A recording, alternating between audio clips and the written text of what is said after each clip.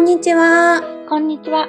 今回は現実との整合性こそポイ捨てについてお伝えします。現実との整合性か、なんかピンときた。何がピンときたんですか？だから現実を気にするなってことでしょ。まあそうなんですけど、気にしてる人だらけなんですよ。そうですよね。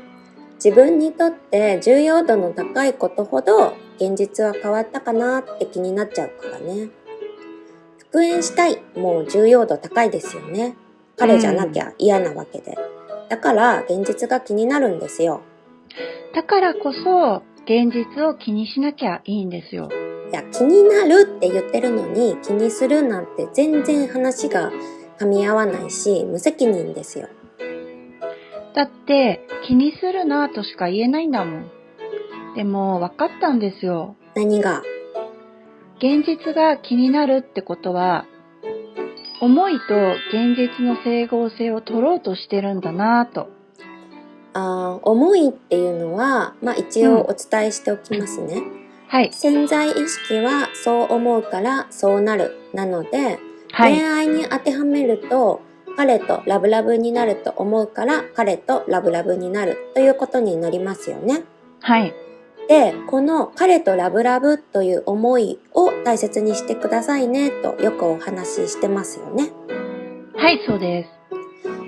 で、彼とラブラブと思わないと始まらないわけで、はい。でも私たちは必要以上に現実を気にしちゃうんですよね。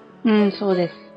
彼とラブラブと思いを決めたけど、なかなか現実が変わりませんみたいに。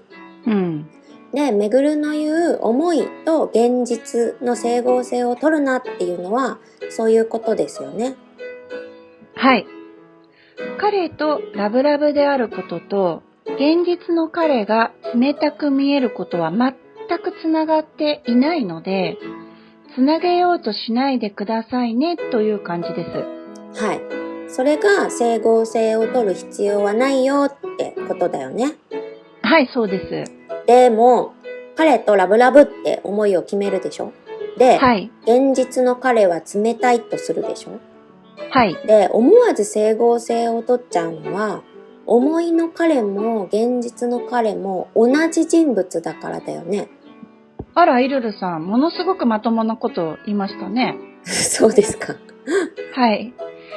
整合性を取ろうとしちゃうのは、彼と別れている私という現実があって、彼とラブラブな私という思いがあって、どっちも同じ彼だから、別れている彼とラブラブな彼をどうにか一直線上につなげなきゃと思うんですよね。そうそう、まさにそうです。で、その整合性をぶった切れって話なんですよ。ぶった切れません。別れてる彼っていう現実と、彼とラブラブで幸せな私っていう思いは、整合性を取っちゃいけないんですか？なんで整合性を取らなきゃいけないんですか？だって、別れた、連絡来た、告白された、復縁したっていう時間軸があると思うからです。でもさ、そう思ってたら、どうやったって現実が気になりますよね。いや、だから気にしてるんだってば。でも、そう思うからそうなるって思いが先だって1億回ぐらい言ってますよね。はい、知ってますよ。で、思いが先、現実が後なのに、どうして現実が先になるんですかね？現実が先、思いが後なんて一度も言ったことないんですけど。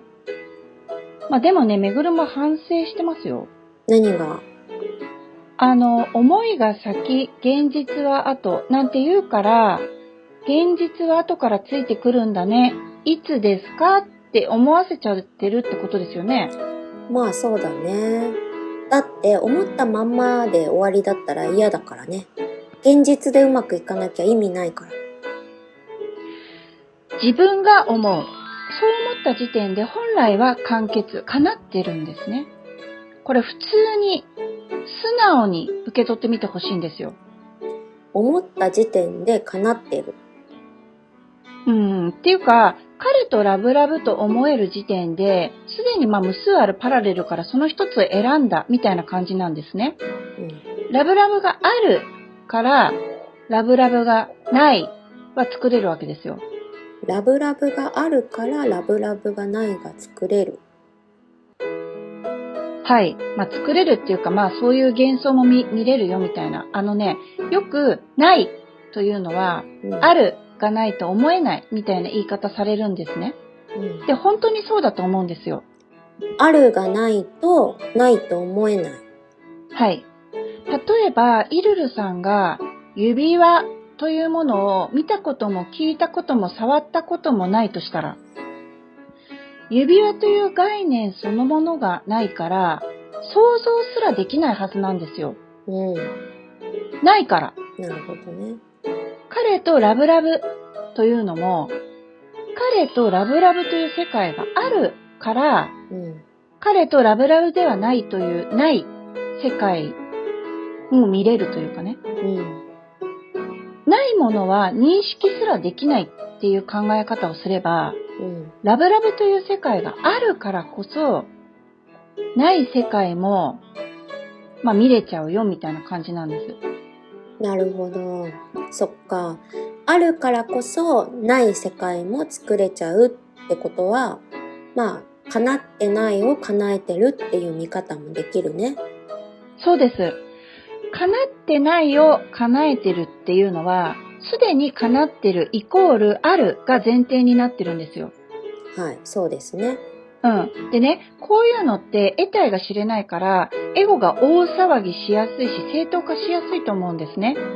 そんなおかしいこと信じてたら取り返しつかないことになるぞみたいな感じで、追ってきてさ。でも、エゴって大騒ぎして問題のように見せかけて大変だぞって脅すだけ脅して、結局、何にもしないんですよ。そうだよね。